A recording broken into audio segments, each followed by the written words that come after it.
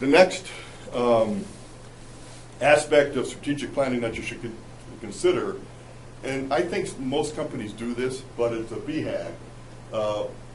Why don't you set a big, hairy, audacious goal?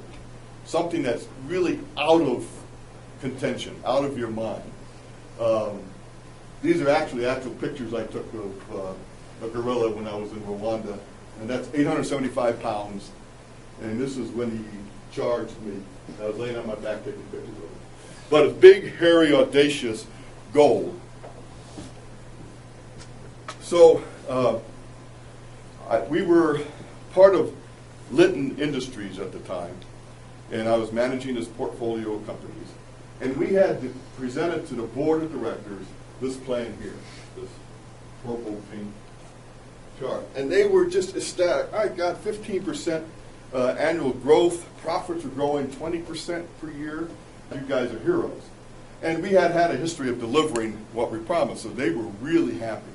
So after they approved the plan, I didn't leave the presentation area. I said, but I have this other thought.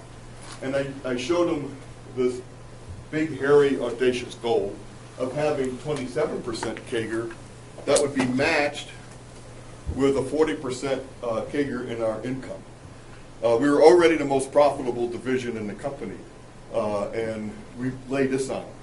The only issue was I needed about $400 million capital, which we didn't have.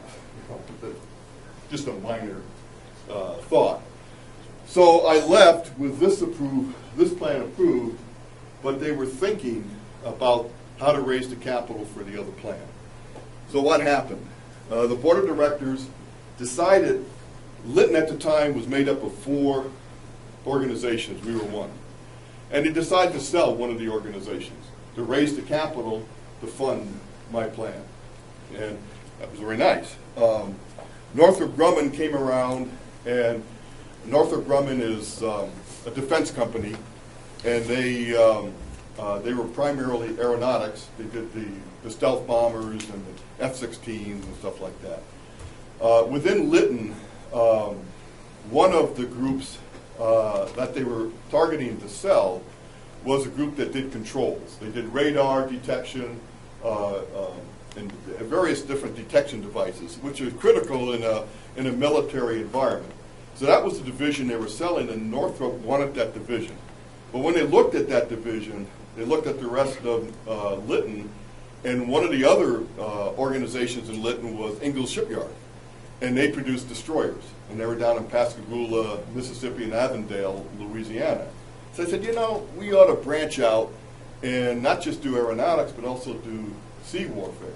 So they decided they would add to their acquisition the Ingalls Shipyard.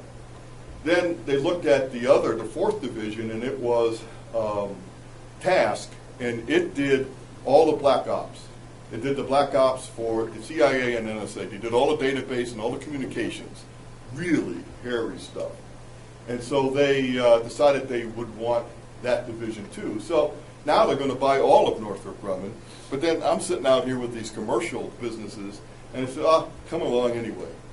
But they got enthralled because our profits were unlimited. In the defense business, your profits are limited. The government will only pay you so much. If your costs go up, they absorb it, but you get a margin.